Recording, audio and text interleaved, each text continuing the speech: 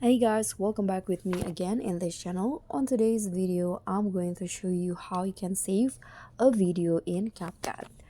So in here, I've already opened my projects on CapCut. Let's say I've already finished my edit, so I'm going to just, for example, add an effects to my videos right here. Okay, and after that I want to export this project right here. So if you want to save or export the project, you can just click on a save button, export button. But before that, if you want to adjust the resolution, you can just click on this resolution box at the top.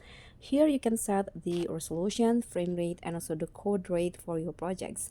After it's done, you can easily just click on export button, and now the video will be exporting. And after the exporting process is done, you can see now the project has been saved to the device and project. So you can also share it directly to adult social platform like TikTok, Instagram stories, YouTube, WhatsApp, Facebook, and also the other apps that you want.